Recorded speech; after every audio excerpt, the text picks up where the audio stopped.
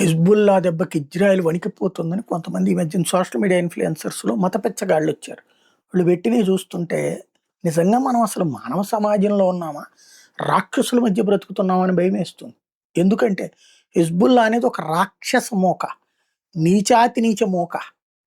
ముస్లిం యువతనే చదువుకోనీయకుండా చేసి, వాళ్ళని ముజాహిదీన్‌ల పేరుతో లేకపోతే గనక పోరాట యోధుల పేరుతో చిన్న వయసులోనే ఉగ్రవాదం వైపుకి ఆకర్షిస్తున్నటువంటి నీచాతి నీచమైనటువంటి ఒక వ్యవస్థ.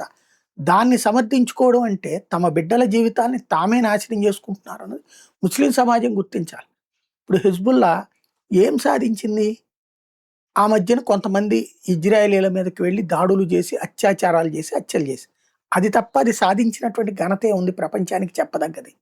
కానీ అదేదో గొప్పదిగా ప్రొజెక్ట్ చేసుకోవడం. హిజ్బుల్లా అనేటటువంటిది అద్భుతమైన సక్సెస్ అన్నటువంటిది. హిజ్బుల్లా సక్సెస్ అయ్యుంటే ఇజ్రాయెల్ ఇరాన్ మీద ఇంత దాడులు చేయగలిగేది కాదు. ఇరాన్ ఇజ్రాయెల్ మీద చేసిన దాడుల్లో 100కి 95 విఫలమయ్యాయి. ఒక 5% సక్సెస్ అయ్యాయి. కానీ ఇరాన్ మీదన, అట్లాగే లెబనాన్ మీదన, హిజ్బుల్లా మీద ఇజ్రాయెల్ చేసిన దాడుల్లో 100కి 100 సక్సెస్ అయ్యాయి. తేడా అది.